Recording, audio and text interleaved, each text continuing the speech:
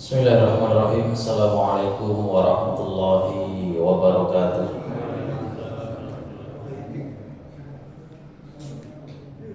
Innal hamdalillah nahmaduhu wa nasta'inuhu wa nastaghfiruh wa na'udzu billahi min shururi anfusina wa min sayyiati a'malina. May yahdihillahu fala mudilla lahu wa may yudlil fala hadiya lahu. Asyhadu an la ilaha illallah wahdahu la syarika lahu wa asyhadu anna Muhammadan abduhu wa rasuluh. Allahumma shalli wa sallim wa barik ala nabiyyina Muhammadin wa ala alihi wa ashabihi wa man tabi'ahum bi ihsan ila yaumil wa ba'd. Qala Allah ta'ala fi kitabihil karim, a'udzu billahi minasyaitonir rajim. Bismillahirrahmanirrahim. Ya ayyuhalladzina amanu taqullaha haqqa tuqatih wa la tamutunna illa wa antum muslimun. Wa qala fi ayatin ukhra, ya ayyuhalladzina amanu kutiba alaikumus shiyam kama kutiba alal ladzina min qablikum la'allakum tattaqun.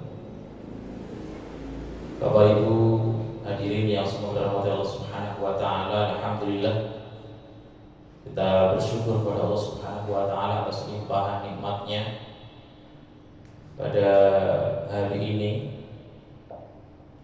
untuk hari yang keempat kita berpuasa. Allah masih melimpahkan nikmat yang begitu banyak kepada kita, nikmat iman dan Islam, nikmat sehat, nikmat umur yang panjang sampai hari ini, sehingga kita bisa beraktivitas, menjalankan ketaatan-ketaatan kita, ibadah kita kepada Allah Subhanahu wa taala. Puasa Ramadan, mudah-mudahan Allah selalu memberikan kita kekuatan, kelancaran untuk selalu dalam ketaatan kepadanya. Amin ya rabbal alamin. Kemudian salawat dan salam semoga tercurahkan kepada junjungan kita Nabi Muhammad SAW, kepada keluarga, sahabat dan seluruh umatnya, dan juga kepada kita semuanya, umat Rasulullah SAW yang masih terus belajar, berproses untuk mengikuti apa yang dibawa oleh beliau, sehingga dalam segala aktivitas kita, dalam segala posisi yang ada pada diri kita, betul-betul kita mencontoh Rasulullah SAW dalam kehidupannya. Maka dengan itu mudah-mudahan, walaupun proses itu masih berjalan, tentu kita berharap itu menjadi bukti di hadapan Allah, sehingga kita layak dan pantas mendapatkan syafaatnya di yaumil qiyamah. Amin ya rabbal alamin. Bapak Ibu jamaah yang semoga dirahmati Allah Subhanahu wa taala, pada kesempatan sore hari kali ini insyaallah kita masih melanjutkan materi yang kemarin, tinggal sedikit lagi. So, pertemuan yang ketiga insyaallah kajian kita umum gitu,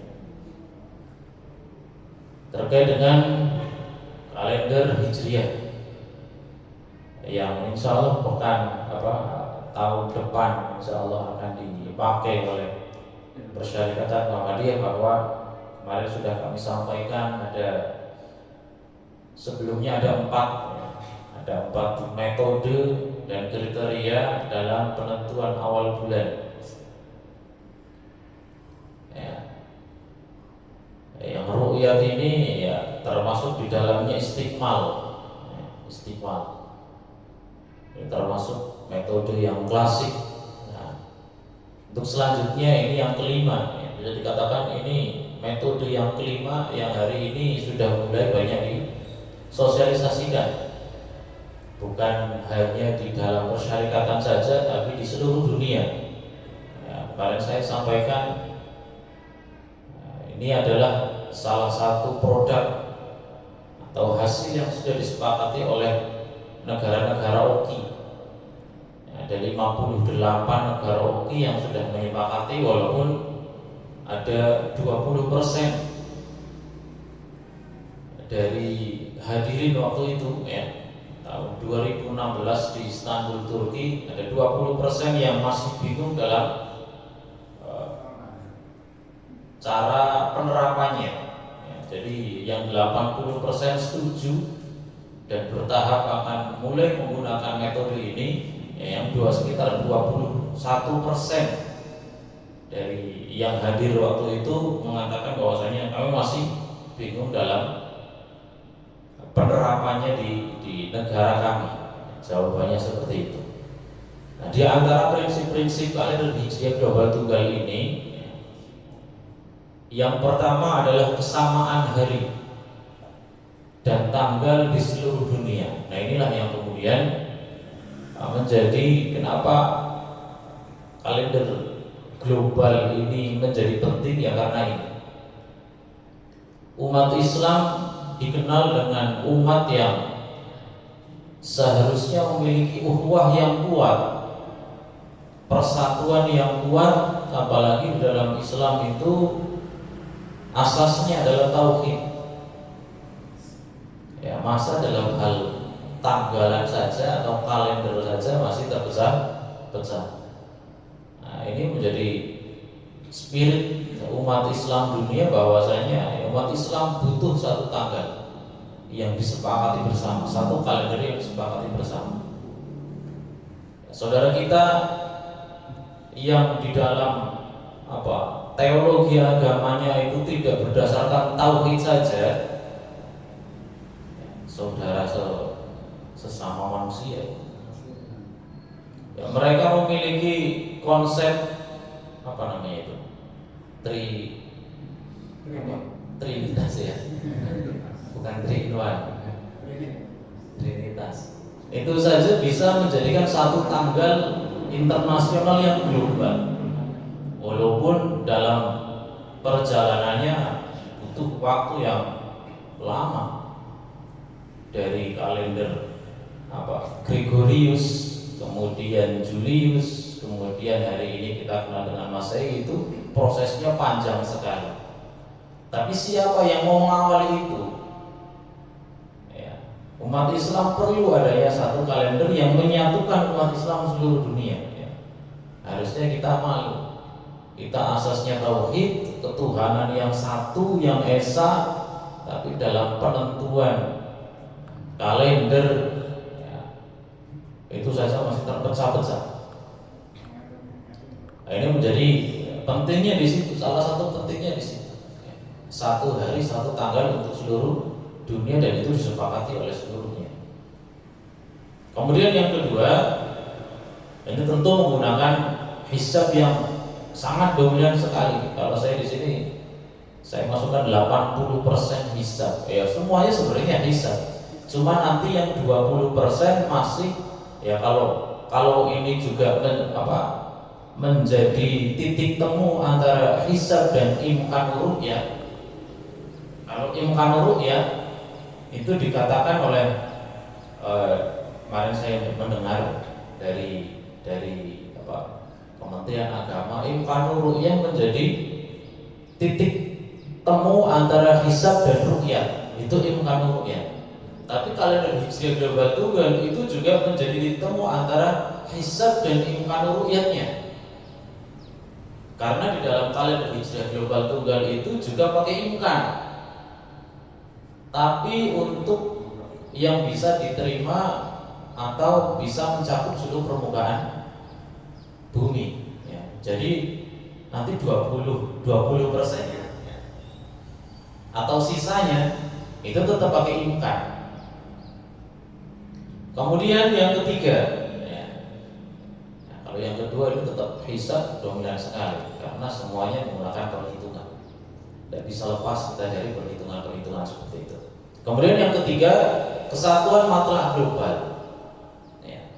Kesatuan matlak global yang mencakup seluruh permukaan bumi, bukan lagi matlak lokal.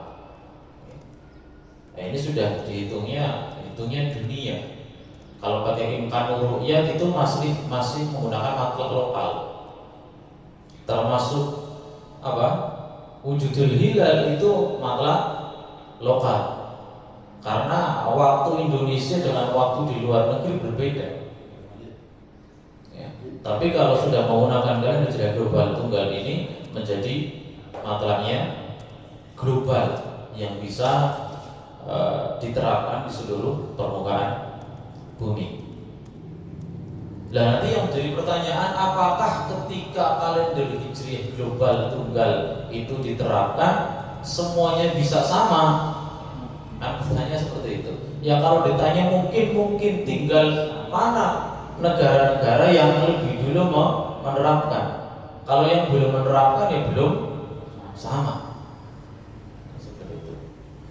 Kemudian selanjutnya, Bapak Ibu yang dimuliakan Allah Subhanahu wa taala, yang keempat, nah ini transfer imkanu ru'yah dengan tinggi hilal minimal 5 derajat dan sudut elongasinya 8 derajat di suatu kawasan. Ya, kalau di sini ya itu bisa kita gambarkan. Ini terjadi minimal di sebelah barat karena ini waktunya yang sudah lebih dulu di sebelah barat. Kalau dalam hal melihat hilal, nah ya, jadi nanti yang paling barat itu sudah imkan, ya, dengan kriteria 5 dengan elongasinya 8 derajat. Yang sebelah timur minimal itu sudah terjadi ijtima. Jadi kemarin kalau menggunakan istima qoblal huruf itu kan kalau sudah istima artinya besoknya tanggal 1. Nah, kalau pakai hijrah global tunggal itu karena permukaan bumi itu sangat luas, paling barat itu sudah imkan dengan kriteria yang tinggi 5 dan 8 elongasinya. Ya. Yang sebelah timur minimal itu sudah istima atau konjungsi. Jangan sampai walaupun sebelah barat itu sudah imkan, sebelah timur ternyata belum istima. Itu yang tidak boleh, tetap harus sudah istima. Nah, kemudian yang kelima, permulaan garis batas tanggal universal.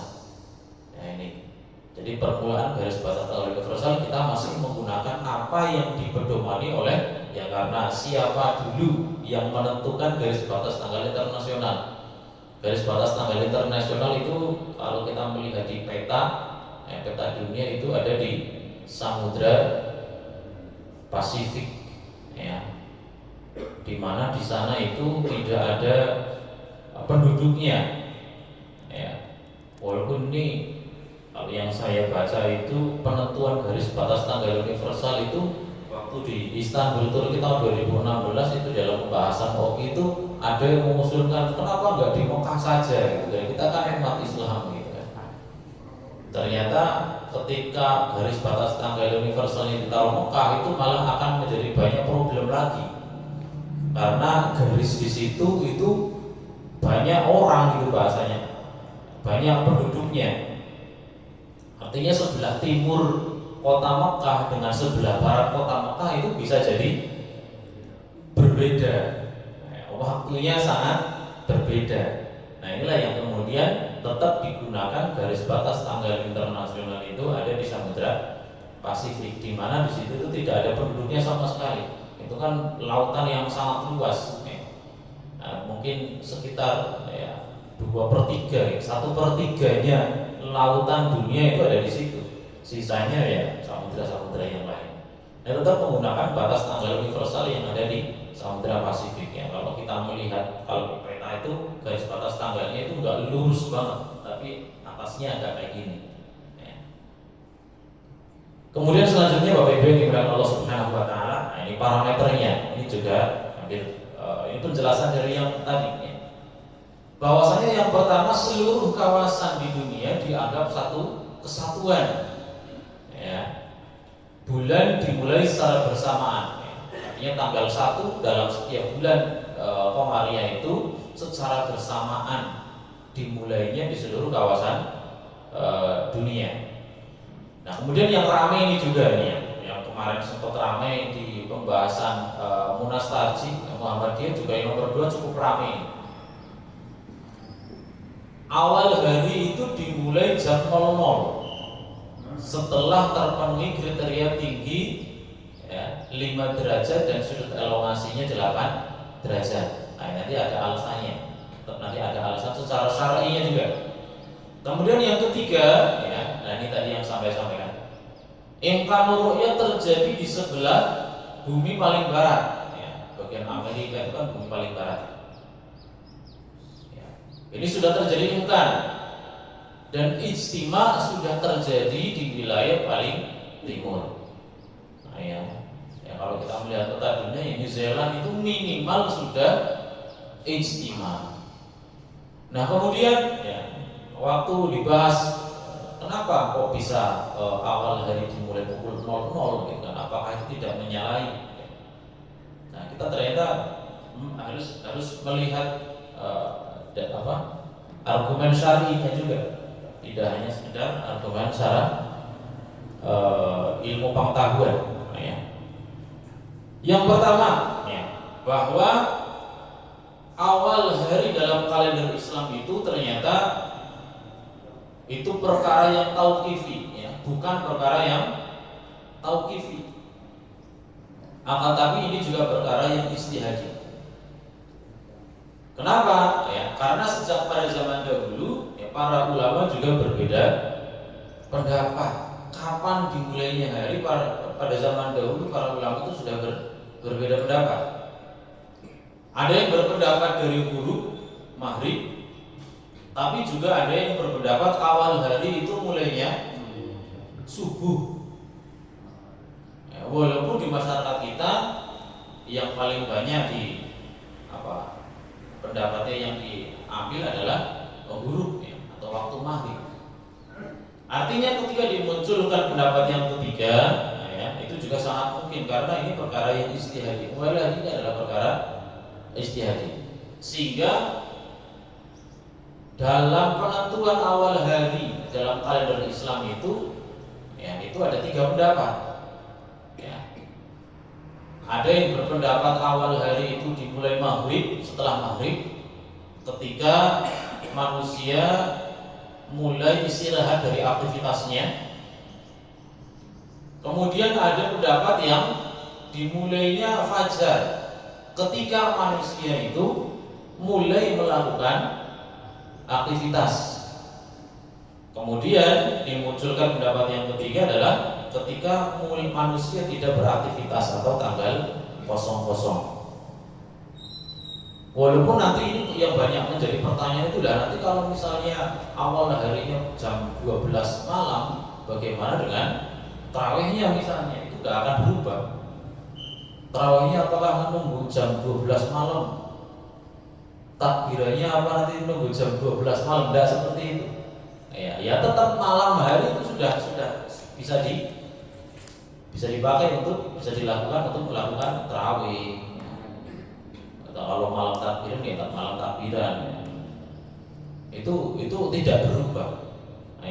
Ini lebih kepada untuk penentuan atau untuk kepentingan dalam bukan perkara ibadah, tapi perkara-perkara yang kaitannya dengan pencatatan sipil. Pencatatan sipil. Ya, kalau misalnya kita buat jadwal Ramadan juga tetap dihitungnya gimana? Malam pertama itu kemarin tanggal 1 malam pertama itu dikasih nama, ditulis tanggal 1 apa tanggal 28 gitu kan. Ya, tanggal 1 Ramadan gitu kan ya. Tapi kalau di Masehi kan tetap hitungannya tanggal 28. Tanggal 28 yang bertugas sebagai imam tarawih dan kultum siapa seperti itu. Ya ini lah dalilnya mana dalilnya? Ya, pertanyaan seperti itu. Pertanyaannya dalil. Dalilnya misalnya dalam Quran surat Al-Baqarah ayat 238. Allah Subhanahu wa taala berfirman, "Hafidhu 'ala sholawati was sholatil wusta wa qumu lillahi qanitin." Yang artinya jagalah oleh kalian ala sholawat, sholat yang banyak itu yang 5 itu, Wa sholatil wusta, dan sholat wusta. Ya. Sholat wusta. Wa qumu lillahi qanitina, yang menjadi banyak tafsiran kan terkait dengan sholatul wusta. Sholatul wusta itu sholat apa? Sholat asar ya. Kalau kita baca tafsirnya sholat asar nih. Kalau sholat asar berarti hari dimulai kapan? Subuh, duhur, asar, maghrib, isya. Ya. Kalau dimulainya maghrib, berarti sholat wusta itu bukan asar.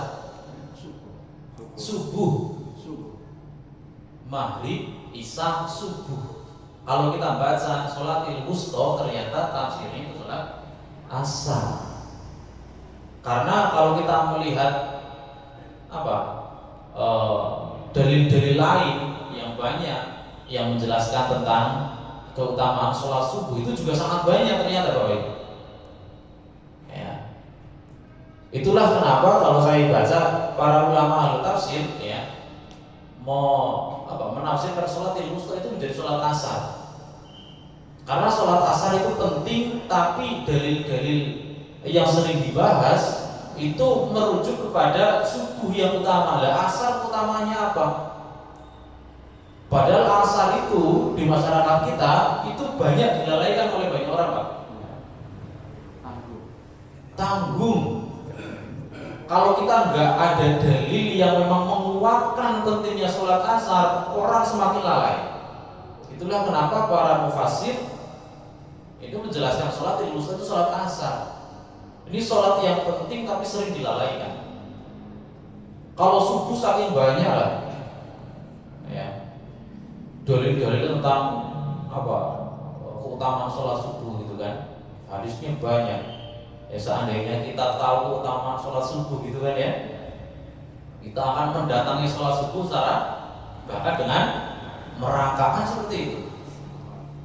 Ya, sholat fajar itu keutamanya seperti khairul minad dunya wa fiha kan seperti itu. Nah, asar ini kalau kita cari dalilnya yang menguatkan untuk pentingnya sholat asar itu jarang sekali. Ya. Maka sholat wusta itu sholat asar. Kalau sholat asar itu sholat wusta, berarti pilihannya hari itu bisa dimulai pagi atau tengah malam. Karena hitungan yang pertama itu sholatnya adalah subuh. Subuh, duhur, asar disebut dengan pertengahan. Ya, tadi saya berangkat ke sini jam berapa? Jam 4:15 tadi sambil nunggu agak terang gitu nih. Saya berangkat ke sini hampir jam 4:30 kan.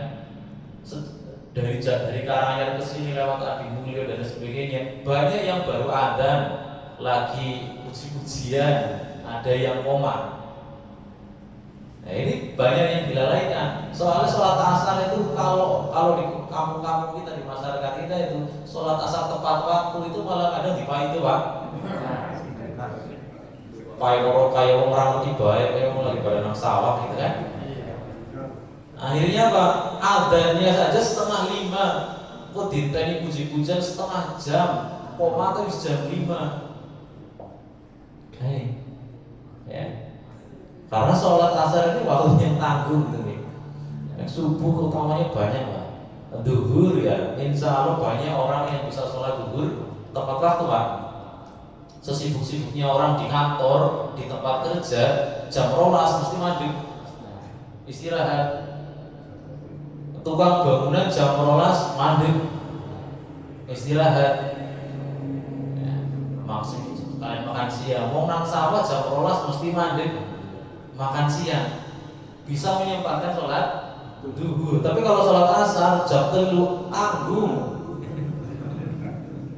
Guru Pak, yang jadi guru ya, absen jam 2 pulang ke rumah asar itu pas lagi nembe gletak keruan dan butuh rasanya remakat.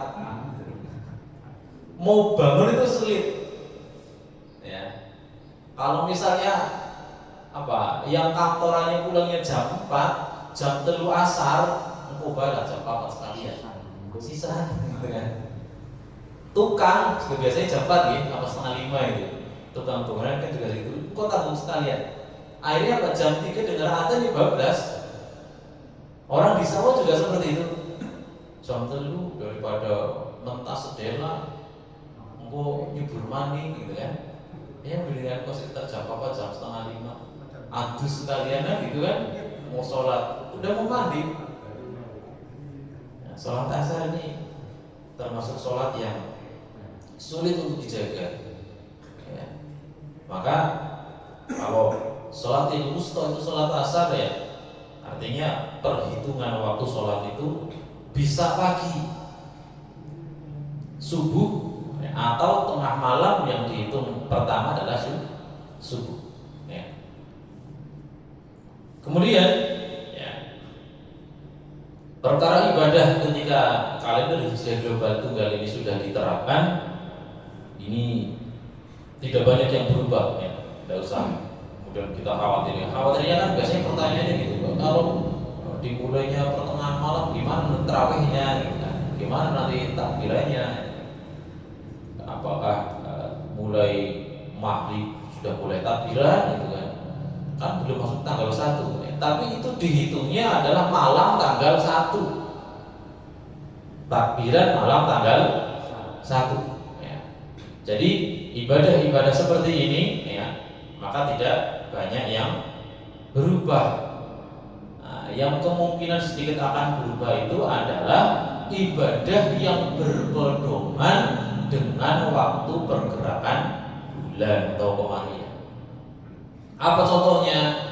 Ya seperti misalnya terkait dengan apa puasa itu ya, karena berbeda metodenya maka ya akan menjadi di situ ada sedikit perbedaan. Atau nanti kalau misalnya perhitungan terkait dengan apa akikoh juga berbeda-beda hitungannya Pak. Kalau saya perhatikan akikoh itu hitungannya ada yang berbeda-beda. Ya, ada yang kalau misalnya saya punya anak lahir hari Senin, akikohnya kapan tanggal 7-nya? Hari Ahad, gitu kan? Tapi juga ada yang mengatakan nanti hari Seninnya. Karena apa? Karena hitungnya kan saya lahir hari Senin, kemudian mulai Selasa hitungnya itu.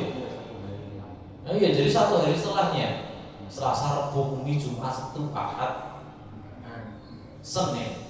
Jadi Seninnya. Jadi ada yang misalnya ada yang lahirnya hari Senin, tanggal 7-nya itu dihitung hari Ahadnya. Ada yang hari Seninnya. Itu kalau saya perhatikan ini hitungannya berarti berbeda. Nah, ketika menggunakan kalender Hijriah global tunggal ini nanti yang berbeda itu adalah ketika malam hari. Kalau malam hari sebelum jam 00 itu berarti masih dianggap hari Senin walaupun itu sudah malam Selasa. Itu saja. Walaupun itu juga terjadi perbedaan pendapat. Kalau misalnya pakai yang sebelum ini dihitung ganti harinya itu maghrib, berarti ketika bar maghrib lahir atau bar isya lahir itu kan sudah masuk hari Selasa, gitu kan? Tapi kalau menggunakan ini lahirnya bar maghrib atau bar isya itu masih dianggap hari Senin. Bedanya itu saja. Ya, kalau misalnya yang lain nggak banyak yang berubah. Ya. Nah, ini kalau lalu bagaimana dengan sholat tarawih dan Ramadan ini tidak banyak yang berubah. Itu sama. Dihitungnya adalah malam tanggal 1 dan seterusnya. Malam tanggal 1 Ramadan, malam tanggal 1 Syawal dan seterusnya. Ya. Ini terkait dengan penjelasan ya awal hari. Kemudian ketika pembahasan waktu Munas kemarin ya, Musyawarah Nasional kemarin itu juga selain alasan ini ya, kemudian ada peserta yang kemudian menyelentuk gitu ya. Walaupun ini tidak masyhur di kalangan kita gitu ya. Tapi intermezzonya itu juga ya bisa jadi dijadikan sebagai sedikit tambahan gitu lah ya. Ada yang usul ya, ada yang usulnya apa? Loh, saudara kita juga kan ada kalau yang niat itu malam hari. Gimana niatnya? Nawa itu soma godin kan untuk besok, bukan untuk hari ini gitu kan. Jadi itulah ya. Jadi nawa itu soma godin itu ya, artinya godan itu ya satu hari sebelumnya kita niatnya malam bernisah berterawih, tapi untuk besoknya satu hari setelahnya. Nah itu yang menjadi alasan ya. Ada oh gitu. Oke. Nah kalau itu ya nanti kan itu kaitannya dengan keutamaannya gitu ya. Mungkin terkait dengan keutamaannya. Perkara keutamaannya itu kan nanti Allah yang lebih tahu sebenarnya. Jadi apa namanya terkait dengan kalender Hijriah global tunggal ini apa? Ini kan tujuannya supaya bisa diterapkan di kebutuhan-kebutuhan secara sipil gitu nih. Kalau misalnya pertanyaannya bagaimana nanti kalau orang yang meninggal dunia hari Jumat malam Sabtu, apakah itu dihitung masih hari Jumat atau hari Sabtu? Maka jawabannya tidak ada tidak ada perlakuan khusus kan ya? Ada perlakuan khusus enggak? Tidak ada kan?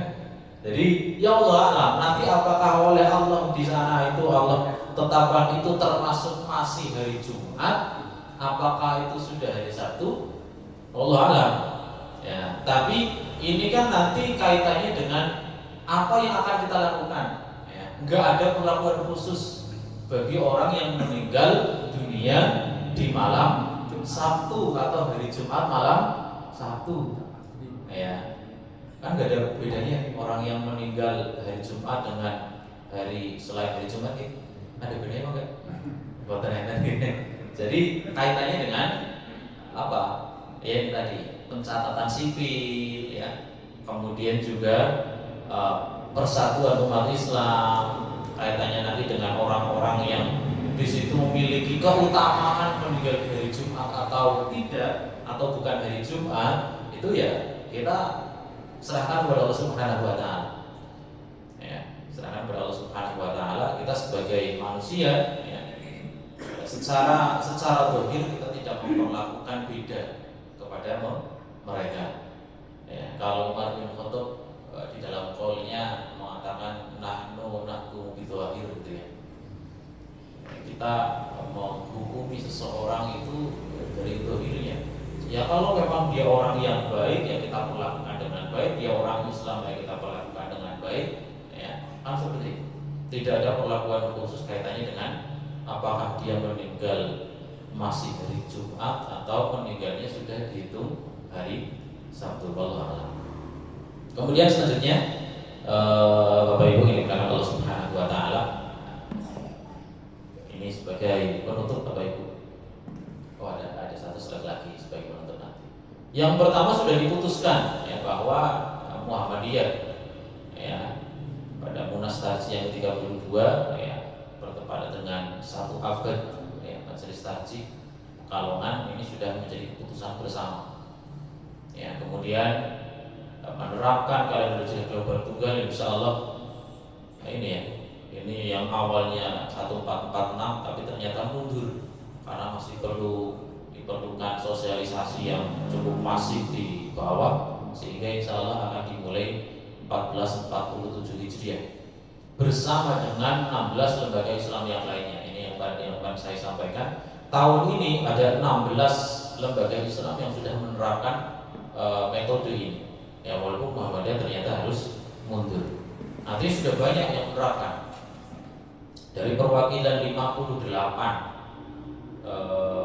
negara ya, 16 dan ternyata Turki sudah menggunakan ini sebelumnya, tinggal disempurnakan. Artinya 17 sudah mulai menerapkan tahun ini. Ya, kemudian tahun-tahun sebelumnya, tahun-tahun setelahnya insya Allah akan terus bertambah yang menggunakan metode ini. Kemudian selanjutnya ya, kalender hijriah global tunggal ini juga memiliki argumen syar'i ya, dan sains yang jelas dan juga kuat insyaallah. Kemudian yang keempat ya, memiliki prinsip ya, syarat dan parameter tertentu yang tadi sudah sedikit saya jelaskan. Kemudian selanjutnya ada satu hadis ya, yang diriwayatkan oleh Imam Nasai bahwasanya Rasulullah SAW bersabda, "Manik tarbasah intifahul hilal." Ya, di antara tanda-tanda dekatnya hari kiamat itu adalah hilal semakin jelas nampak karena apa? Ilmu astronomi. Ya, bedanya ilmu astronomi dengan astrologi itu kan. Kalau ilmu astronomi itu kita diperintahkan untuk mempelajarinya, Pak. Astronomi Islam itu falak, tapi kalau astrologi, nah itu yang tidak diperbolehkan. Astrologi apa bedanya dengan astronomi? Kalau astrologi itu ya kalau anak muda itu mengenalnya dengan ilmu apa? Perbintangan itu, apa? Zodiak. Zodiak itu astrologi. Ramalan. Nah itu yang tidak diperbolehkan dalam Islam. Ilmu nujum ya kalau di kita tauhid itu tanjim atau ilmu nujum, nah itu yang tidak diperbolehkan ya. Tapi itu namanya astrologi. Biasanya kalau anak muda kan malah tertariknya dengan itu, Pak. Ada majalah biasanya kan ada itu nama-nama apa zodiak gitu, Pak. Kan dibaca itu sama anak muda itu, walaupun awalnya tidak yakin, tapi kok dilalang pas, terus akhirnya jadi apa? Jadi digaduk-gadukan, kayak ini aku macamnya kayak jeblet menang gitu kan? Bintangku apa kan? Biasanya kalau anak muda kayak gitu. Ya, bintang saya Cancer, Pak. Saya tidak tahu. gambarnya kepiting kok. Nanti di situ tulisannya, oh bulan ini keuangan seret, ternyata seret beneran, Pak. Ya, sampai bulan seret keuangannya gitu kan. Nah, nanti akhirnya digabung-gabungkan. Kayaknya aku baca ramalan kayak gitu, bulan temenan gitu. Nah ini maka yang muda-muda ini biasanya tidak perlulah kita baca-baca semacam itu. Ya, termasuk apa? Profan, termasuk tahil. Seperti itu tidak perlu dibaca. Karena kadang pengetahuan terkait dengan semacam itu, Pak, yang awalnya kita tidak yakin, tapi dilalah pas itu jadi itu dikadung-kadung, Pak. Sing mone orang ngandel nek tiban cecek kue sial, Pak. Tapi baru tiban cecek kue kesandung, kok jadi kelingan, emang itu tiban cecek. Akhirnya kayak gitu, Pak. Wis kadung telinga kita dengar ada seperti itu, keyakinan seperti itu. Ya, walaupun jadi nang nanti menolak orang ketiban cecek ya orang sial gitu. Ya. Kalau ketiban kerambil itu biasa kayak gitu. Ketiban cecek insya Allah tidak sial. Ya. Kalau ketiban kerambil, ketiban duren, ya itu sial sekali. Ya. Membahayakan itu ya. Kalau ilmu astrologi ya, yang kemudian dilat di dalam agama kita. Kalau astronomi ya ilmu falak itu. Ya, di antara tanda-tanda dekatnya hari kiamat itu adalah semakin jelasnya hilal dengan ilmu astronomi ya, dengan ilmu falak, akan tapi dianggap sebagai bulan tua. Nah, Pak, kadang ternyata kalau saya renungkan hadis ini, Pak, ternyata kadang seperti itu, Pak. Kijana wis tanggal 1 tapi dianggap kasih tanggal 30. Sebenarnya hilal itu sudah wujud kalau dihitung pakai hisab, pakai ilmu astronomi, pakai ilmu falak itu sudah 1 atau 2 derajat. Tapi karena belum sampai kepada kriteria tadi itu imkan ru'yah, ya itu kan masih 2 derajat. Enggak mungkin bisa dilihat. Akhirnya dikenakan menjadi tanggal 30. Jadi wis tanggal 1 tapi dianggap masih tanggal 30. Nah, ternyata ini kalau saya renungkan hadisnya ternyata betul. Jadi itu sudah hitungnya tanggal 1. Ya. Kalau pakai ilmu ya, melihat dengan ilmu itu sudah tanggal 1. Ya. Tapi ya karena kriterianya yang berbeda sehingga itu dianggap sebagai apa?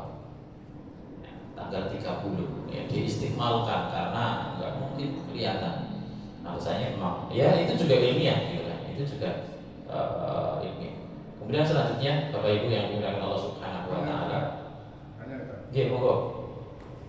Tapi kalau anak benar, kalender hijrah kembar tunggal itu dimulai jam 00 teman. Awal harinya. Iya awal harinya. Nggih. Apa itu nanti nggak atur dengan terus yang saya tanyakan kok jadinya menyamakan dengan dia. Nggih. Dia kan 00. Nggih. Nah, padahal kalau hijriah itu kan apa tanggalnya cuma 29 30. Apa nanti nggak blender gitu. Nggih. Itu kan awal hari, Pak. Mulainya tanggal 1-nya itu apa ya, awal harinya itu tanggal 1. Bukan soal harinya 29.30. Kalau kita kan 29.30. Kalau Masehi 30 dan 31 hari, apa 30 dan 30. Itu enggak ada kaitannya kan, Pak? Kan 31 kalau Masehi. Kalau kita 29 dan 30. Iya. Kan ada yang 28. Oke. Itu kalau diikuti 00 itu kan jadinya menyamakan miladiah. Menjadi Ya kan dimulai kan miladiah dimulai 00. Oke. Ini kalau kita dimulai 00 apa enggak istilahnya bisa sama gitu. Enggak ada kaitannya, Pak. Enggak ada kaitannya. Karena jam 00 itu cuma pergantian harinya, Pak. Setiap hari kan kita ganti hari. Setiap hari kan kita ganti hari. Kalau kita mungkin yang diyakini selamanya oleh kita ganti hari di dalam Islam itu kan maghrib.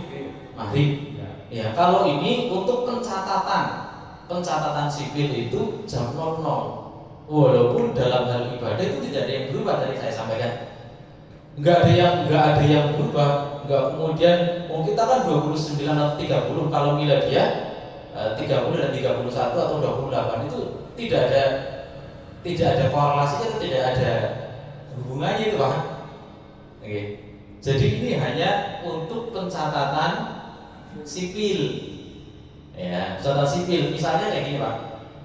Kalau kita mau buat kegiatan malam itu bar maghrib mau pengajian misalnya tabligh akbar, bar isya, itu nanti di pencatatan sipilnya atau di undangannya itu tanggal berapa?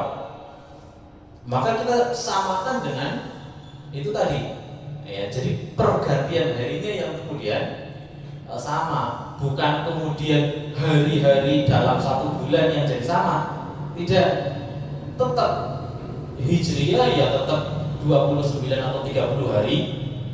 Kalau miladiah ya tetap 30 atau 31. Tapi mulai harinya itu yang kemudian jam 00 itu.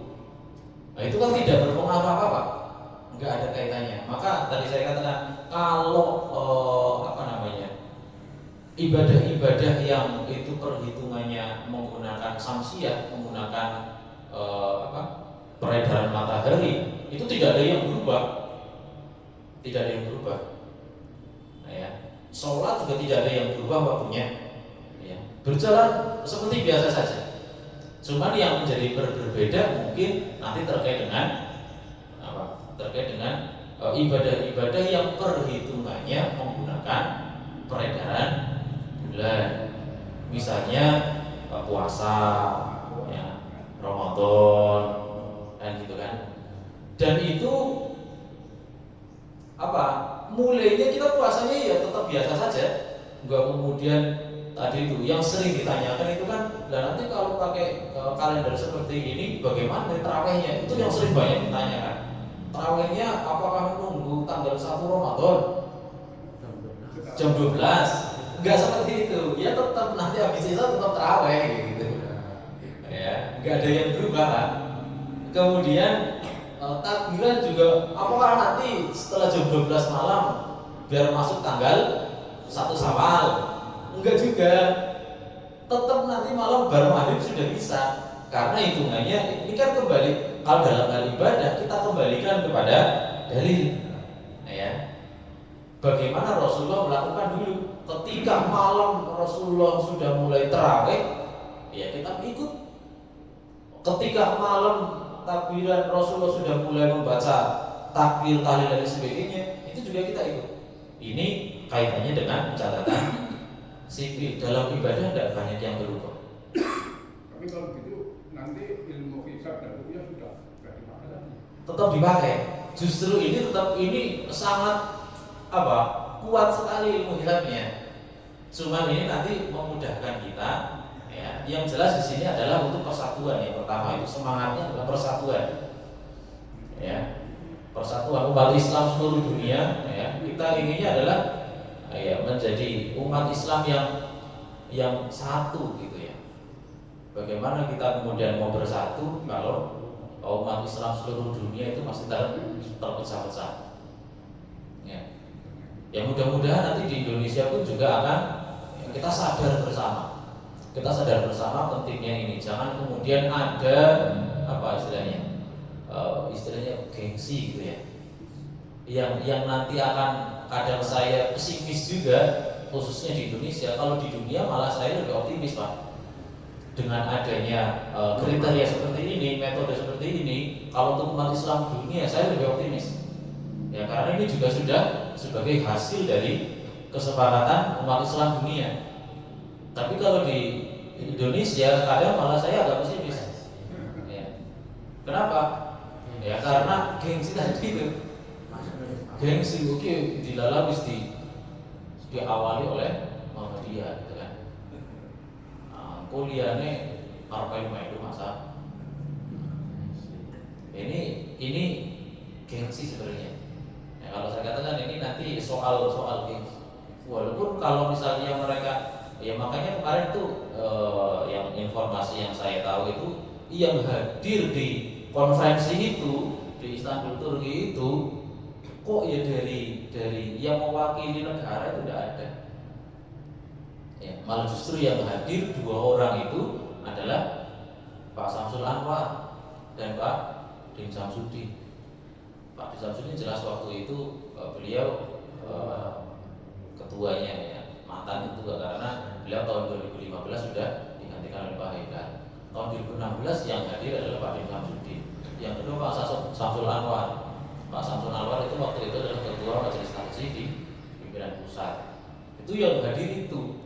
Tapi dari kita yang mewakili pemerintah malah tidak hadir. Padahal dari negara-negara Islam yang lain, kebanyakan kalau negara-negara besar itu yang hadir itu adalah mewakili negara. Seperti misalnya Brunei itu negara karena di sana ada mufti. Ya. Kemudian di Malaysia juga menggunakan mufti, istilahnya kalau di sana mufti gitu ya. Kalau karena bentuk negara sana itu kan kerajaan, ya kerajaan. Dari Malaysia ya kerajaan, kemudian Brunei juga kerajaan, gitu kan. Kemudian Saudi juga kerajaan. Ya, jadi langsung ditunjuk. Kalau di Indonesia kan istilahnya bukan mufti, menteri. Yang itu 5 tahun sekali bisa ganti, bahkan nggak 5 tahun bisa diganti gitu kan. tinggal cocok apa enggak gitu kan dengan pemerintahnya. Kalau cocok ya pertahankan, kalau enggak ya ganti kan seperti itu bedanya. Ya, justru kalau yang hadir kemarin itu dari Indonesia malah justru 2 orang itu dari Persyarikatan Muhammadiyah.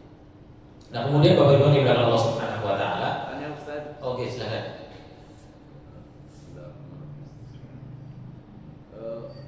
Saya informasikan bahwa di tempat kami di pertanahan itu ada 3 kelompok apa 3 keyakinan apa 3 pengertian kayak gitu. Yang pertama itu Muhammadiyah, yang kedua itu Nahdien, terus yang ketiga itu Salaf. Jadi Nahdien sama-sama dengan Salaf. Itu mereka pengertiannya sumu di ruyatikum Liruyatihi. Nah, itu puasa ya harus melihat hakiki, harus melihat fisik kayak gitu. Terus itu juga pemerintah kayak gitu ya, syarat sama hadis. Maaf ini saya lemancang apa enggak, itu kayak gitu ya. Terus itu kalau kita pikir-pikir, kalau sudah melihat dengan betul-betul melihat baru berpuasa. Dan itu berarti mereka tidak punya kalender. Karena kalau menentukan tanggal 1 kalender kan dibuat, artinya mereka sudah tidak punya pastian tanggal berapanya. Itu kan kalau ada kita punya satu kalender itu kan bersatu ya, itu kalau disamakan kelihatannya sulit mungkin gitu kan. Kemudian yang golongan yang lain yaitu kita termasuk Muhammadiyah itu ya bisa itu betul sekali. Nah, terus kalau begitu, kalau yang bingung apa medu ikut Muhammadiyah, apa ikut salah, apa ikut pemerintah, itu kita ngajaknya bagaimana? Apa kita jadi ustaz terus kita nerangin caranya begini? Ya begitu Ustaz yang saya tanyakan. Terima kasih. Terima kasih. Ya memang ini menjadi perbedaan ya. Kalau saya menanggapi perbedaan yang ada di masyarakat kita itu, ya tadi di kemarin ya, di awal pertemuan yang lalu, yang pertama memang saya sampaikan bahwa yang pertama untuk bagaimana kita menyampaikan kepada mereka, yaitu sebenarnya itu menjadi hak mereka. Itu menjadi hak mereka. Mereka mau pakai yang mana ya silakan. Akan tetapi ya kembali lagi kepada kita bahwa apa yang kita amalkan itu harus diyakini dulu kebenarannya, Bapak Ibu. Ya, jadi ini yang paling penting kalau menurut saya itu adalah kita meyakini dulu apa yang kita amalkan. Meyakini kebenaran apa yang kita amalkan itu harus. Jangan kemudian kita mengamalkan tapi kita tidak yakin. Nah, jadi yang pertama itu meyakini kebenaran apa yang kita amalkan. Apapun yang kita amalkan sekarang, dalam hal apapun, dalam hal sholat misalnya, dalam hal ibadah apapun misalnya, kita meyakini, banyak mungkin di sini nggak pakai niat gitu ya, niat dalam hati. Ya kita yakini kebenarannya itu dulu. Kalau ada orang lain yang kemudian meyakini niat itu harus dilafadzkan, ya itu keyakinan mereka. Jangan kemudian kita orang niat, berarti tidak niat pakai lisan, tapi jane kita nggak yakin apa kudu niat, apa kudu dilafadzkan apa tidak. Itu yang pertama. Kita harus meyakini dulu apa yang kita amalkan. Kebenarannya ya, diyakini kebenarannya apa yang kita amalkan. Tanpa, tapi ini harus ada kelanjutannya. Tanpa harus menyalahkan amalan yang lain. Selama itu masih ada dalilnya dan dasarnya. Ini kalau saya sampaikan ya sama. Saya nggak mengajak kepada asobiyah gitu ya, ta'assub tidak. Menganggap diri kita yang paling benar, yang lain salah, nggak seperti itu. Kita benar, yang lain juga benar. Karena mereka juga berdasarkan dalil, Bapak Ibu. Mereka juga pakai dalil. Kalau tadi disebutkan itu kan, kalau teman-teman saudara-saudara kita pakai dalil itu, sumuli ru'yatihi wafiru ru'yatihi, itu dijadikan pedoman untuk mereka.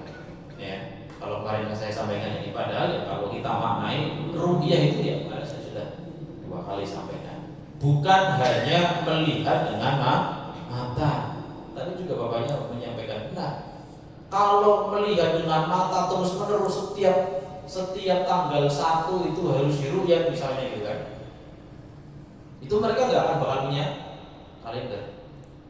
Karena menentukan tanggal 1-nya itu tanggal 29. Tanggal 29 baru ditentukan tanggal 1-nya kapan. Besok atau besoknya lagi. Kan? Tapi kalau pakai hisab itu kita 100 tahun ke depan itu bisa tahu kalendernya. Padahal salah satu prinsip di dalam ibadah kita, dalam syariat kita, itu kepastian. Ya. Kalau zaman dahulu Pak, kita bayangkan seandainya Rasulullah Shallallahu Alaihi Wasallam ya itu hidup di zaman sekarang. Kata-kata sumuli ruyati wa aftiru ruyati, atau Rasulullah ketika menyuruh sahabatnya, besok kita puasa, besok kita Idul Fitri. Ketika Rasulullah mengatakan seperti itu, kira-kira Rasulullah itu menyuruh hanya kepada orang Mekah saja, apa kepada kaum muslimin seluruh dunia? Seandainya, ini seandainya ya, ini saya katakan seandainya Rasulullah hidup di zaman sekarang, ketika informasi itu sudah sangat cepat, Rasulullah melihat di suatu negara, misalnya di negara yang paling barat gitu ya, Rasulullah menyuruh para sahabatnya yang ada di sekitarnya itu, besok kita puasa. Ucapannya Rasulullah kemudian didengar oleh orang banyak, didengar oleh informasi langsung begitu cepatnya. Kita mendengar itu di televisi misalnya gitu kan. Sampai sekarang kira-kira kita ikut apa enggak? Ikut kan? Artinya apa? Artinya sumuli riyati wa aftirul idatihi itu kalau kita maknai, seandainya itu juga dimaknai sebagai melihat secara langsung, ini untuk umum Pak, seluruh kaum muslimin di dunia. Bukan hanya besok kita puasa khusus untuk orang Mekah saja. Kalau yang sana besok lagi ya itu. Ini Bapak Ibu. Jadi artinya kalau kita menggunakan kalender ini, tujuannya ya untuk pertama persatuan itu. Yang kedua adalah untuk kepastian. Ya, karena salah satu prinsip di dalam Islam dalam beribadah itu adalah kepastian. Saya kemarin saja Pak, saya di rumah kan nggak punya TV Pak, saya nggak punya televisi. Jadi kemarin kebetulan ketika malam tanggal 1 Ramadan, saya lagi di rumah sakit kemarin itu. Ya, di rumah sakit di PKU Seruang kan ada TV itu. Jadi saya mengikuti sidang isbat lewat televisi. Ya, kemarin saya masuk ke PKU itu hari Rabu itu. Hari Rabu malam Kamis apa ya? Saya masuk PKU Kamis, Jumat, Sabtu saya masih di PKU. Iya, saya jawab 6 di PKU Seruang kemarin itu. Jadi hari pertama puasa saya nggak puasa ya, karena kemarin diagnosanya saya DB dari Rabu sampai hari Sabtu. Nah saya kan mengikuti sidang isbat Pak. Mengikuti sidang isbat. Ternyata sidang isbat itu selesai jam berapa? Jam 7:30 ya. Penentuannya jam 7:30. Ya untung alhamdulillah. Sekarang informasi cepat. Ya, di Jakarta diumumkan besok tanggal 1 jam 7:30, langsung kita dengar informasi itu. Langsung gercep kan, langsung cepat-cepat pada terawih gitu kan. Ada yang nggak ikut terawih kan seperti itu kan. Jadi malam pertama malah jarang yang ikut terawih. Ya, jarang yang ikut terawih. Ya, kalau kita di Muhammadiyah insya Allah tidak perlu nunggu isya sidang isbat. Besok sudah penentuan, besok tanggal 1 Ramadan ya sudah persiapannya dari sekarang, nggak nunggu nanti gitu kan. Pokoknya kemarin kalau saya lihat itu di kan ada live-nya itu di Masjid Istiqlal itu, yang terawih malam itu sedikit sekali, yang kedua malah banyak kan, penuh gitu kan. Nah, yang pertama itu sangat sedikit sekali ya karena itu kurangnya persiapan. Ya. Nunggu pengumuman gitu. Ya untung sekarang ada informasi yang cepat itu Pak. Sama sidang isbat ditentukan besok tanggal 1 kita langsung. Ya kalau sekarang nggak ada televisi, nggak ada HP, nggak ada informasi yang begitu cepat, ya mungkin sampai informasi ke kita dari Jakarta ke sini mungkin nanti jam 9 Jakarta sudah menetapkan kalau besok tanggal 1 Ramadan. Mungkin Bapak Ibu di sini pernah mengalami itu ya Pak ya. Tahu dulu kan ya. Yang saya dengar dari bapak saya, dari mbak saya dulu seperti itu. Wis pati-patinya boleh endok gitu kan, judulnya nggak sudah sih puasa, nah gitu kan. Ujar-ujarnya nggak sudah Idul Fitri, judulnya nggak sudah masih debat kan, gitu. Nah ini kan butuh kepastian sekarang. Karena kembali lagi umat Islam sekarang sudah luas, butuh kepastian yang lebih cepat. Ya. Kalau zaman dulu juga ada orang, sekarang orang mudik bisa cepat gitu lah ya. Dulu kalau orang mudik itu persiapannya lama. Ya. Wis pati-pati ziot cuti jebule malah ndak jadi lebaran. Dan cutinya maneman, cuti sehari bagi orang yang mudik di perantauan itu sangat bermanfaat sekali. Itu cuti sehari biasanya cuti cuma 3 hari. Saudara saya, sepupu saya juga ada yang cuma bisa cuti lebaran itu cuma 2 hari kok. Nah kalau 2 hari diambil cuti jebule mesti sedina orang sudah badan kan eman-eman. Nah ini kan. Jadi kembali kepada bahwasanya kita butuh kepastian. Ya, butuh kepastian sehingga untuk persatuan, kembali lagi bahwa persatuan itu juga sangat dipentingkan. Kemudian kalau ditanyakan bagaimana kita memahamkan kepada mereka, memaham kepada mereka ya kalau saya lihat Bapak di media sosial hari ini ternyata sudah banyak orang yang kemudian sedikit terbuka, sedikit terbuka. Ya, artinya apa yang sudah diawali oleh Muhammadiyah hari ini sudah banyak diikuti oleh masyarakat. Ya. Kalau kalau dosen saya dulu saya mengatakan semua akan Muhammadiyah jadi pada waktunya, katanya seperti itu. Dulu misalnya ketika kalau kita mau membaca sejarahnya Kiai Jamal Dahlan atau filmnya itu yang sangat pencerah itu, bagaimana beliau itu mengawali membenarkan arah kiblat. Dulu itu ditentang sekali Bapak Ibu. Ketika masjid di Keraton Jogja, masjid gede di Keraton Jogja itu kan menghadap ke barat lurus. Ya, masjid Agung Keraton Jogja itu kan menghadap ke barat lurus. Itu yang mengawali untuk meluruskan arah kiblat adalah Kiai Jamal Dahlan, karena beliau juga termasuk ulama Indonesia yang mendalami ilmu falak. Ya, beliau termasuk yang mengawali itu. Dulu dianggap bagaimana? Dianggap nyeleneh, dianggap kalau kita melihat filmnya itu dianggap kayak kafir dan sebagainya, itu luar biasa. Tapi hari ini Pak, insya Allah semua orang sudah memakai itu. Bahkan masjid-masjid yang sudah lurus ini insya Allah sudah lurus gitu. Misalnya masjid sudah lurus. Saya pernah beberapa kali, nggak cuma sekali, masjid yang memang sudah lurus menghadap arah kiblat, saya sholat, orang di samping saya itu dadak miring sholatnya Pak. Dari masjid di rumah ada arah kiblat. Jadi karena sudah terbiasa naik sholat kan ada miring di mulur alon nasi gitu ya. Di menceng nasi. Jadi masjid yang sudah lurus pun dimiring. Ya. Ini karena ternyata sekarang itu sudah diterima Bapak Ibu.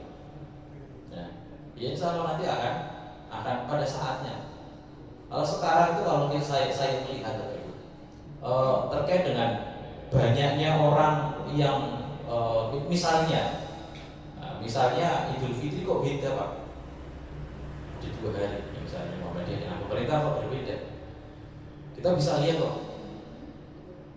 Apalagi kalau di Karanganyar, di Kebumen, itu kan masjidnya juga digunakan untuk sholat, kemudian alun-alun juga digunakan untuk sholat. Atau misalnya ketika bareng, jamaahnya lebih banyak yang mana? Lebih banyak yang di masjid atau lebih banyak yang di lapangan? Insya Allah lebih banyak yang di lapangan.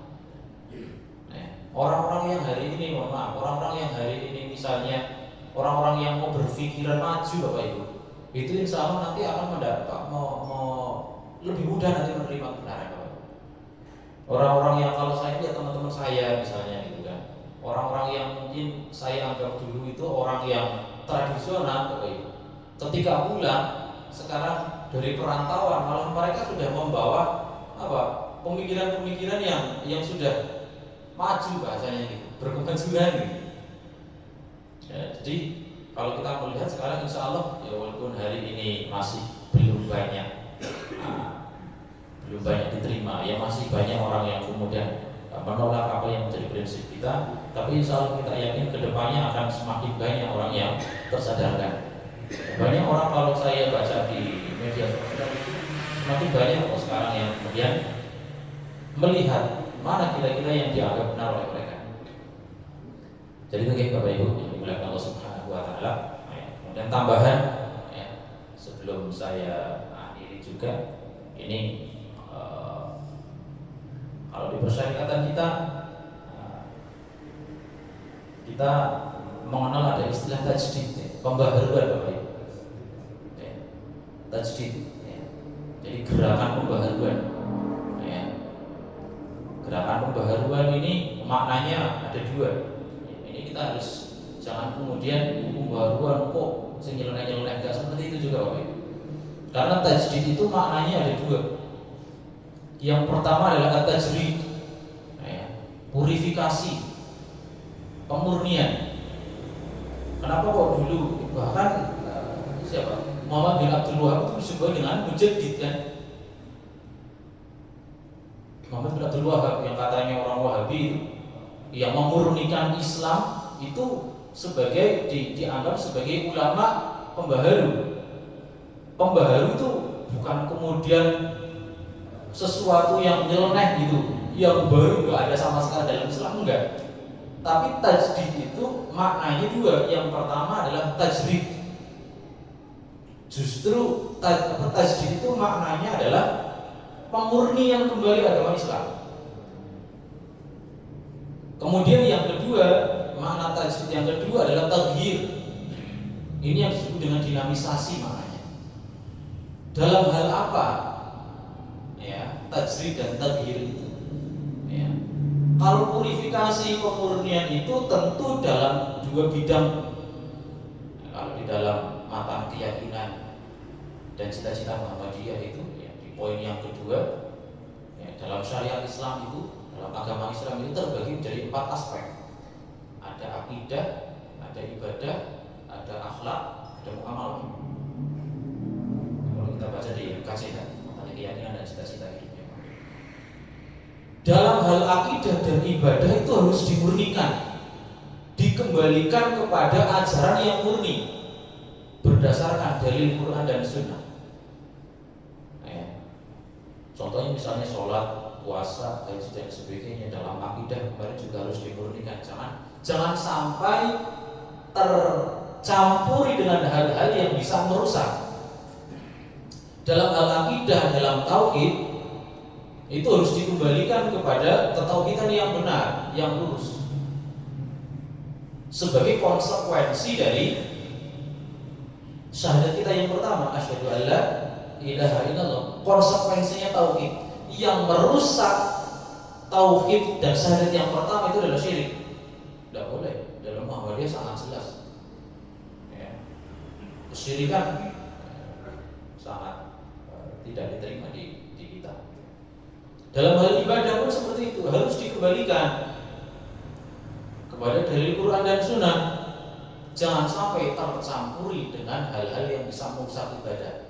Kenapa itu? Bid'ah. Jadi bid'ah itu merusak ibadah yang benar, syirik itu merusak tauhid yang benar. Syirik itu merusak syahadat kita yang pertama, asyhadu alla ilaha illallah, rusak karena syirik. Kalau asyhadu anna Muhammadar Rasulullah, rusak karena bid'ah. Bahwa kita mengakui kita Rasul kita, Nabi kita adalah Nabi Muhammad kok, kita meneladani beliau kok. Kenapa kita mencari-cari ibadah lain, amalan lain yang tidak dilakukan oleh beliau? Bid'ah itu merusak syahadat yang kedua. Maka dua hal itu, akidah dan ibadah, itu harus dimurnikan kepada ajaran yang lurus, bersumber Quran dan Sunnah. Ini kaidahnya jelas. Al-aslu fil ibadah, dalam hal ibadah. Al-aslu fil ibadah at-tahrim ila ma dalla dalil ala amri. Hukum asal ibadah itu haram kecuali ada dalil yang memerintahkan kita untuk melakukan itu. Artinya kalau nggak ada dalil yang memerintahkan kita untuk melakukan itu kita terjerumus kepada sesuatu yang diharamkan. Jadi kalau ditanya apa hukum asal ibadah, haram, kecuali ada dalil yang memerintahkannya. Ya. Kemudian dalam perkara akidah dan ibadah itu memang asasnya adalah ketaatan, kepatuhan, ketundukan kepada syariat. Walaupun di setiap syariat itu ada hikmahnya.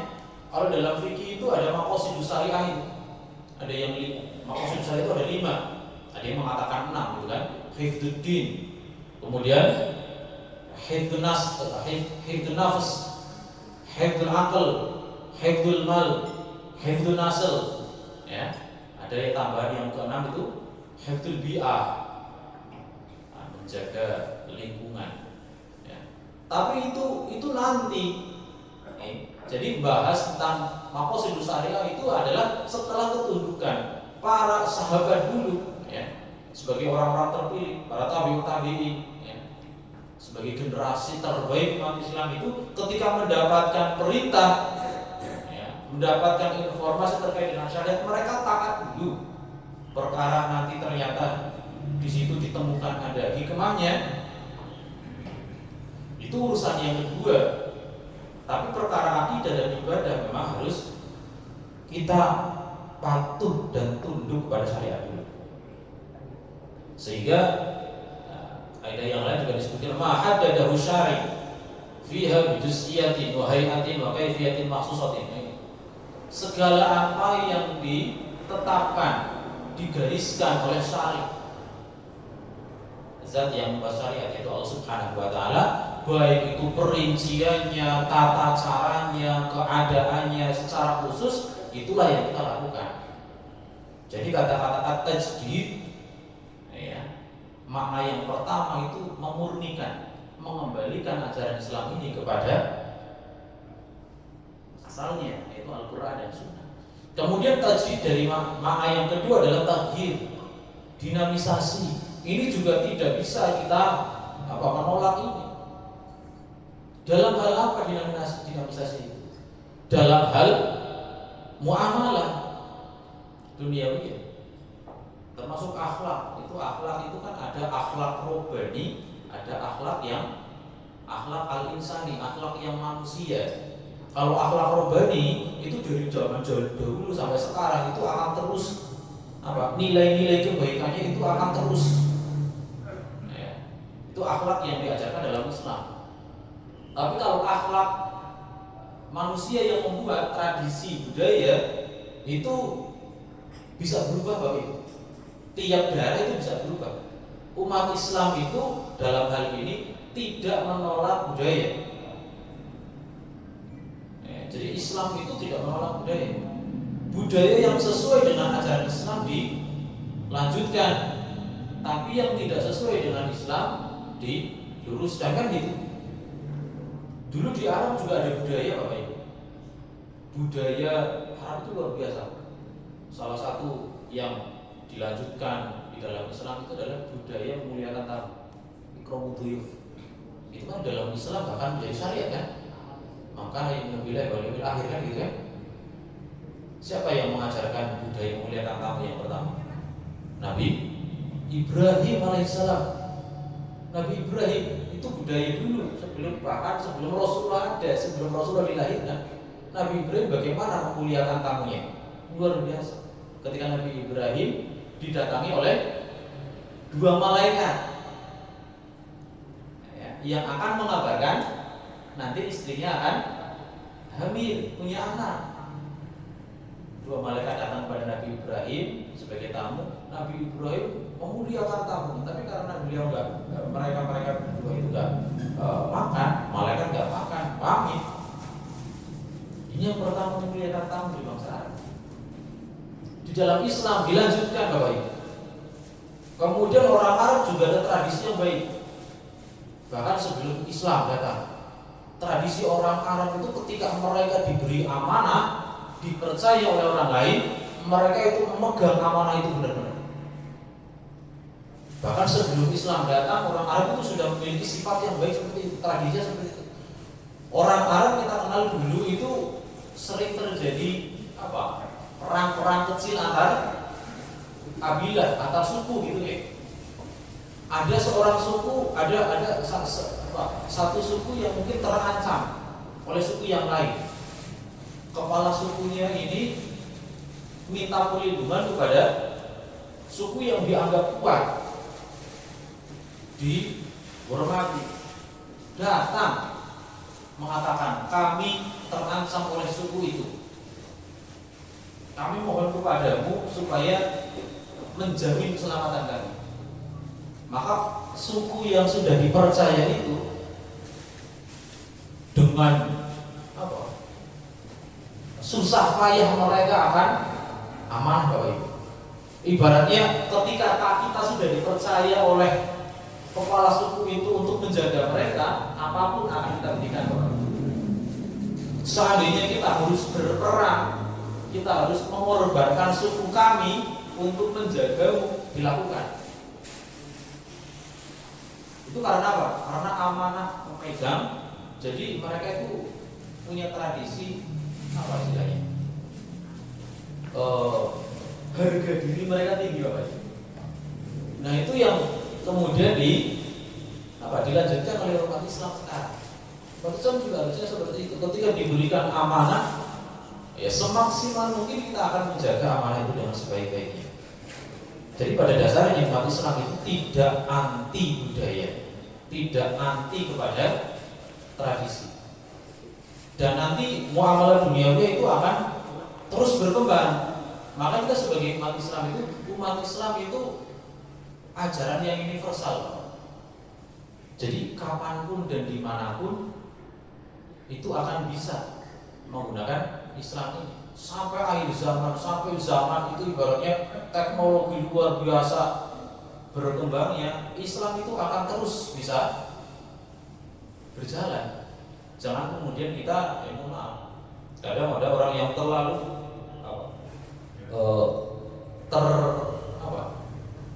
terjebak di masa lalu gitu. Biasanya umat Islam itu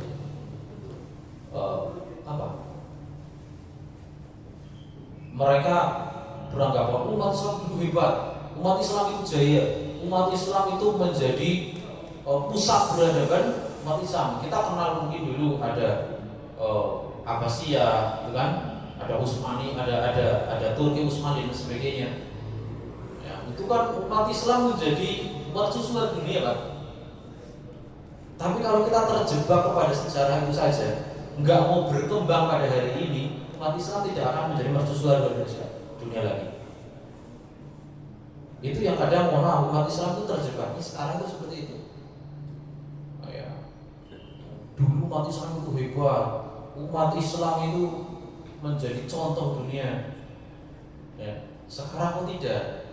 Ya bagaimana kita itu mau berkembang? Maka thalabul ilmi fardhatun 'ala kulli muslimin itu menuntut ilmu itu ya ilmu semuanya. Ilmu agama yang harus dipelajari, ilmu dunia juga harus dipelajari.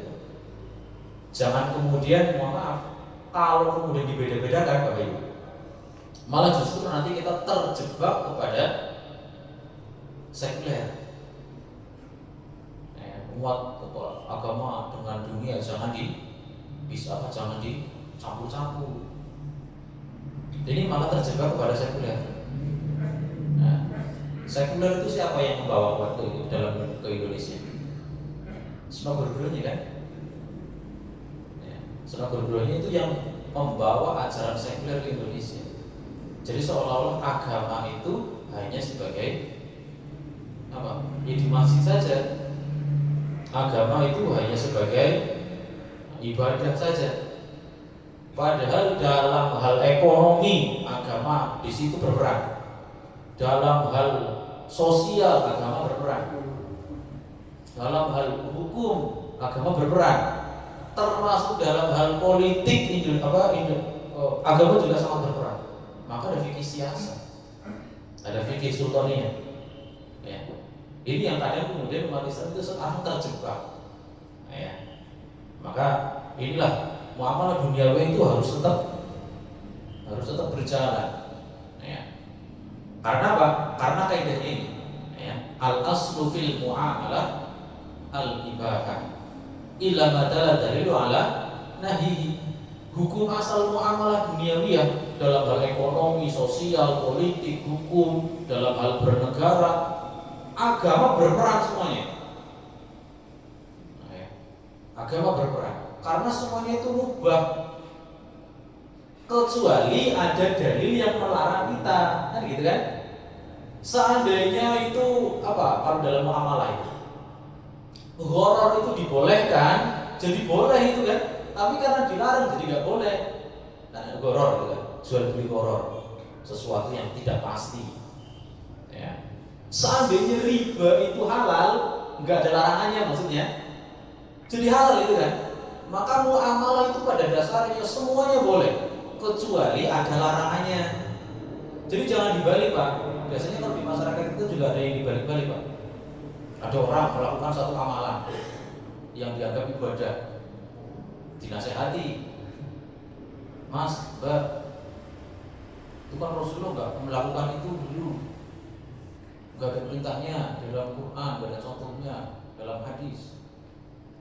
Kan? Biasanya kalau orang yang ngeyel Pak, jawabannya apa? Sing penting orang dilarang. Sing penting orang dilarang. Ini padahal dalam hal ibadah. Dalam hal ibadah itu kita nggak nyari larangannya, tapi yang dicari perintahnya. Sholat ada perintahnya apa enggak? Ada. Puasa ada perintahnya apa enggak? Ada. Sedekah ada perintahnya apa enggak? Ada. Jadi dalam hal ibadah yang dicari itu adalah perintahnya. Kalau dalam muamalah yang dicari ada larangannya apa tidak? Seandainya ghibah itu nggak ada larangannya, boleh kok kita ghibah? Kan gitu kan? Seandainya namimah, apa namimah itu? Merat. Namimah itu adu domba. Seandainya adu domba itu nggak ada larangannya, nggak ada ancamannya, jadi boleh. Jadi dalam hal muamalah yang dicari itu larangannya. Tapi kalau dalam hal ibadah, perintahnya jangan dibalik. Karena asas dalam muamalah itu adalah manfaat. Manfaatnya ada apa enggak, motorotnya apa enggak, maslahatnya juga harus ditimbang. Ya. Walaupun nanti juga, bagaimana nanti kalau ada sesuatu ya, suatu kejadian, suatu peristiwa, ini ada manfaatnya tapi ada mafsadatnya.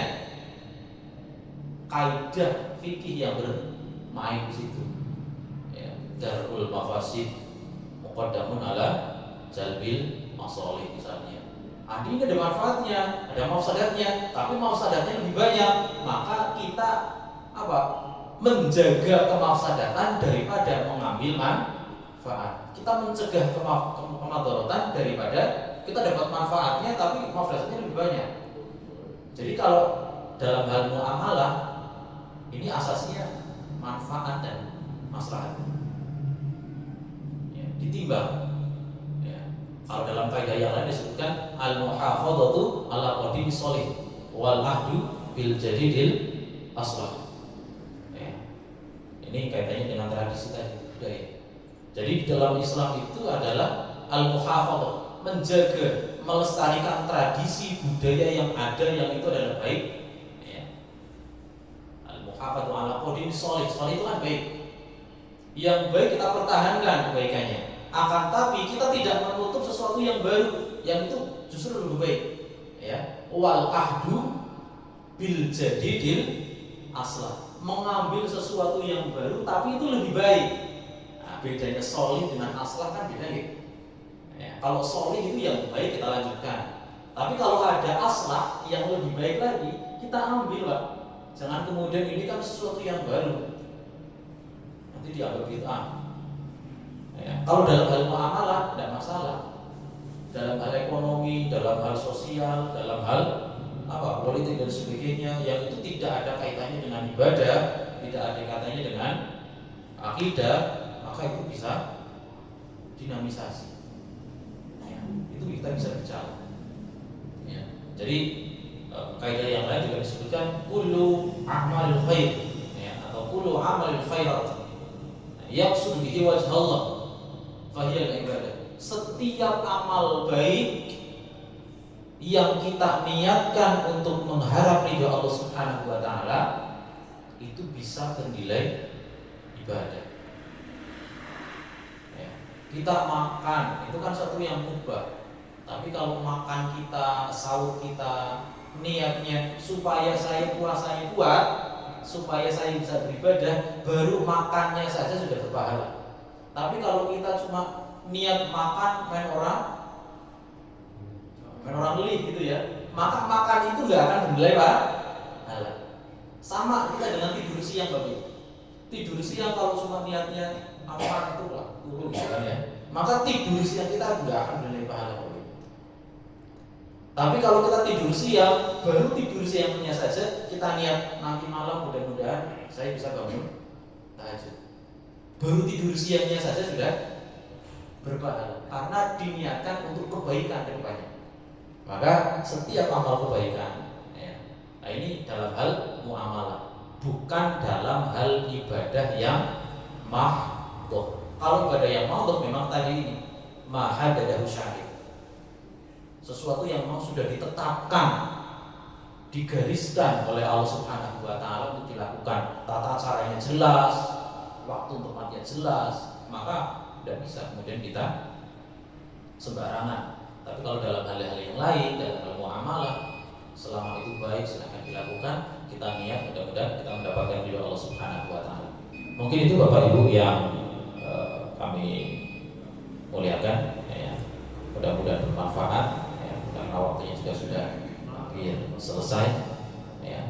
Kita cukupkan untuk kajian kita pada sore hari kali ini ya, mudah-mudahan bisa memberikan manfaat kepada kita semuanya, membawa kepada pemahaman kita selanjutnya, mudah-mudahan bisa kita amalkan dalam kehidupan kita sehari-hari. Terima kasih atas perhatiannya. Mohon maaf bila ada kekurangan. Nuhun wal qalbi wa yasturun. Billahi sabil haq wastaghfirullah. Assalamualaikum warahmatullahi wabarakatuh.